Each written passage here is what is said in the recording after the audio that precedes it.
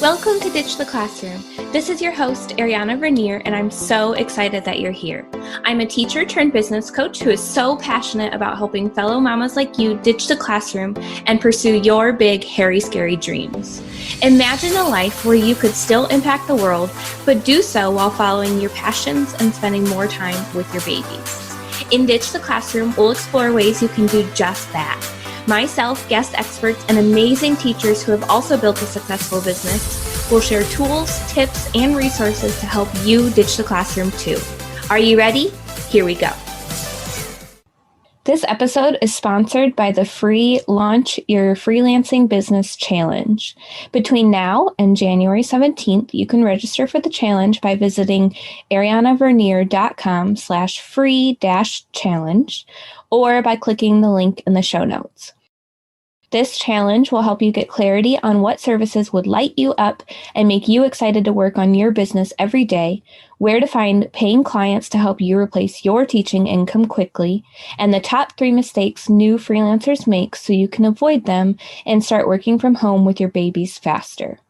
There will also be a special gift for those who register, but registration closes on January 17th, so make sure to get signed up for the free challenge ASAP.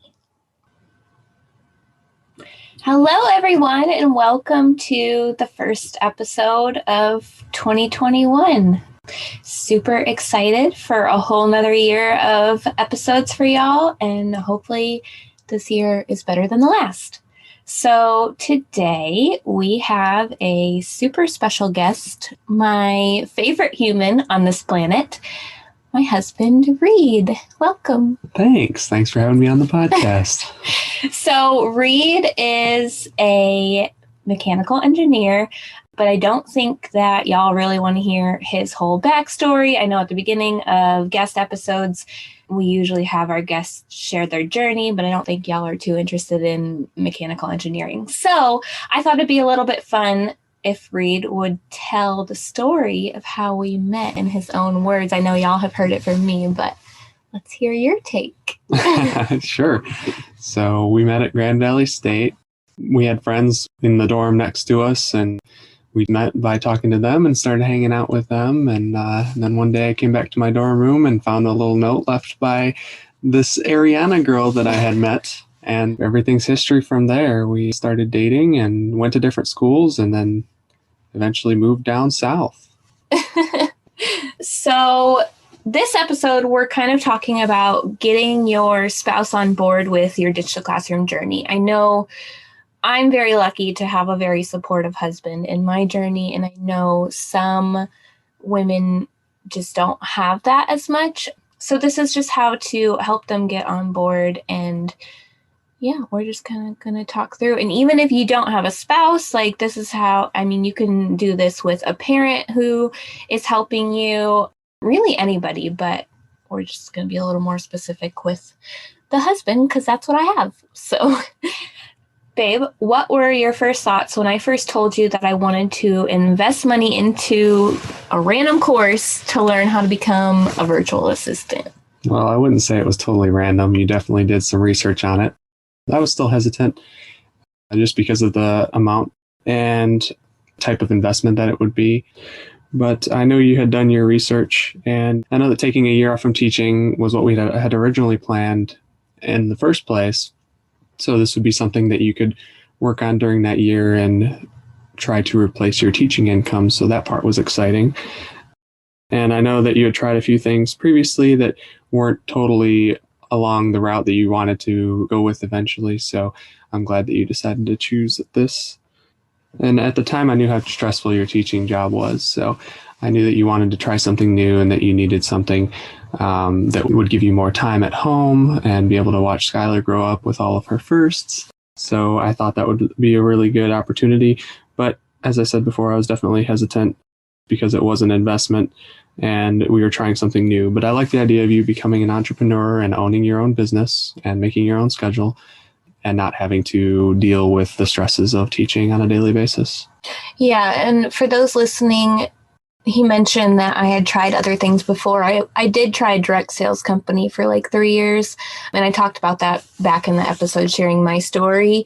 Barely ever made any money with it. So if you've done direct sales before and that hasn't really worked, you might have to do a little more convincing to your husband to get him on board.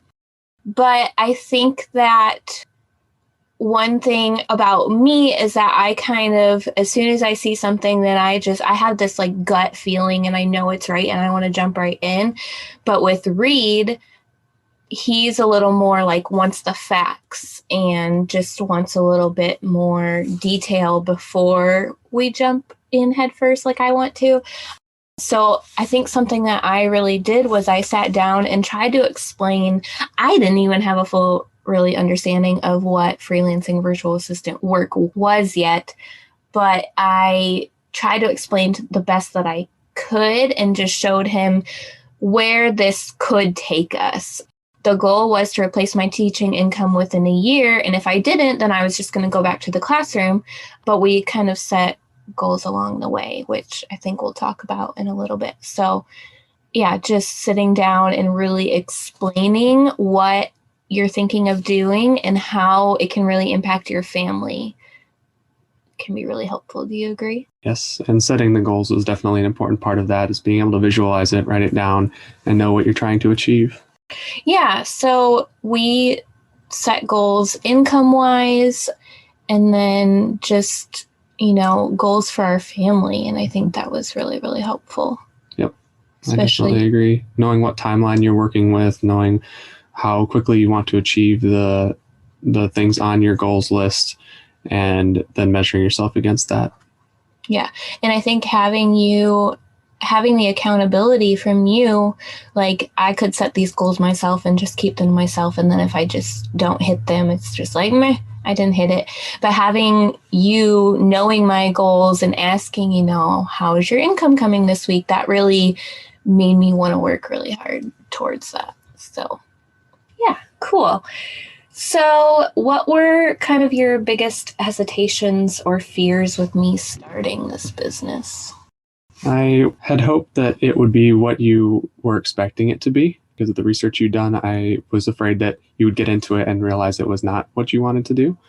That was the first one. And then the other one of just totally ditching your teaching work that you'd put in, the experience, the schooling, and totally going a different direction while we still had school loans to pay off and trying something new. So I just wanted to make sure that that was what you wanted and that it was best for our family.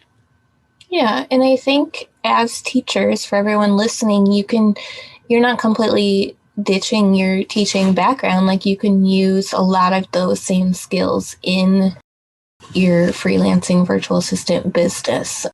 But yeah, I totally understand those fears because I had those same fears myself of like, what am I getting into? Am I going to like this? But yeah, so what do you think helped you the most in removing those fears? For starters, just seeing how much you value your time with Skylar growing up, being able to do that and being out of the classroom and actually not having the stress of thinking that you have to go back and deal with all these parents and kids that you had always been stressed about, and not bringing that stress home with you at the end of the day. Having this opportunity, and after seeing the first couple of clients you got and seeing the potential for you to replace your income, and then seeing you actually replace your teaching income with the clients and projects that you have acquired, was definitely something that helped alleviate those fears. Cool. I don't think I have anything to add to that. So yeah, I think being on this journey, I've become a much better wife because I'm not so stressed out with life in the classroom. So that's probably helped a lot. I've definitely noticed you are a lot less stressed. Yes. And yeah. I remember a lot of the conversations we had before this was about all the stresses that you had coming home from your job and parents that you had to deal with and new teaching regulations that you had to follow.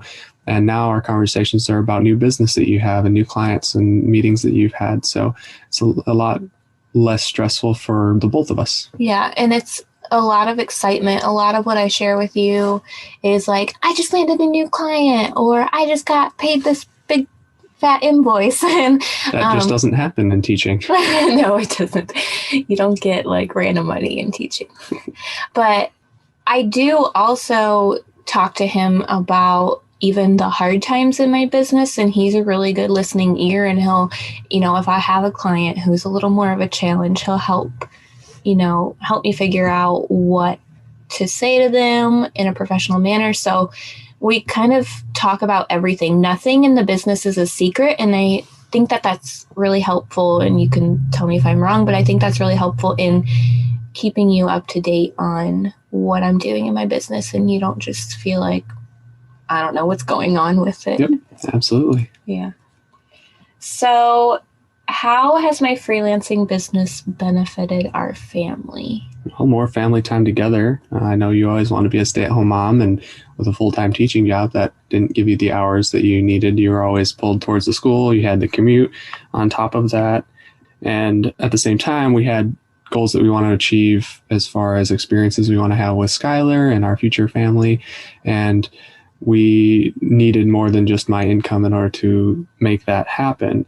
So I know just seeing that additional source of income and the excitement of when you get new clients and knowing that it's going to be something that we can use to help us get there is definitely something that has helped me and been exciting to see. And it's allowed us to work around just one schedule, really. I'm working a normal job, so I have normal hours that I have to work, but the fact that we don't have to work around two normal jobs and try to figure out hours of, if we have appointments that we need to go to, there's always a way that we can work around that and free up somebody's time.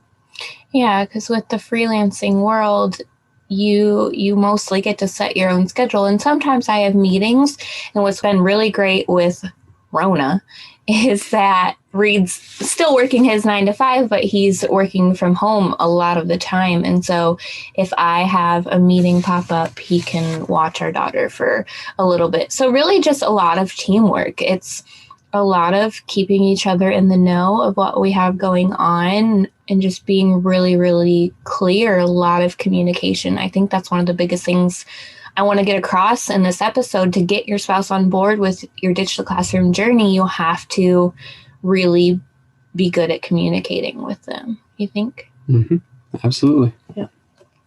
So what would you say, babe, to spouses who are nervous about their wife ditching the classroom? It's normal to be nervous with any investment or company. You have to have some level of risk, and it is going to be something that you want to make sure that you are all in on and you have it planned out how you're going to do that. I've noticed that this business that you're in has a proven track record of working and allowing you to have the freedom financially and physically to own your own future, really, and make it what you want. Plus, your wife will get to own her own business and be an entrepreneur, so that's really cool also as well. You may actually find yourself jealous if you don't currently own your own company and you've been following the corporate ladder approach of just trying to advance in the day-to-day job. Also, one nice thing about this business is you aren't working for a company, you are the boss. So you get to make the decisions and you get to grow it as you see fit, adjust your offerings as you see necessary and the type of services you provide. But yeah, from experience, I've seen it work. So even if you are nervous about it, it's definitely something that you should take consideration to and talk about together. Yeah. Communication, baby. That's all it is. So what is your number one tip that you would give to someone who needs advice on getting their spouse on board? Doing the research and creating a plan. The plan is what makes it possible. Develop a budget, decide what to invest in the business, and stick to it. The risk is worth the reward, and the freedom it gives you is totally worth it. Cool. I think that's all I had for you. If you guys have any more questions that you can think of that you think would be really helpful for us to talk through, I'd be happy to have Reid on again, or even just share his answer on Instagram or Facebook to help y'all out. So if you have questions about how to get your spouse on board, feel free to DM me on Instagram. And then I know at the beginning of this episode, you heard our new workshop is launching. So make sure that you get registered for that. You can click the link in the show notes, and I'm promoting it everywhere because I'm super excited about it. So you'll be able to find the link. And if not, just DM me and I can send it to you. And I think that's it. I hope you guys have a beautiful rest of your week.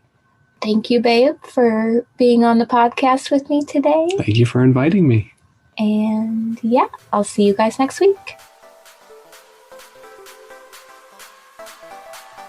Thanks so much for hanging out with me today. Before you go, make sure you take a minute to subscribe to the show, leave a rating and review, and check out the show notes for a free gift to help you ditch the classroom. If you loved today's episode, can you help me share the message by taking a screenshot, tagging me on Instagram @ariana.vernier, and sharing it with your friends so we can help more mamas ditch the classroom and follow their dreams. Until next week, y'all, keep following the dreams that were placed in your heart so you too can ditch the classroom.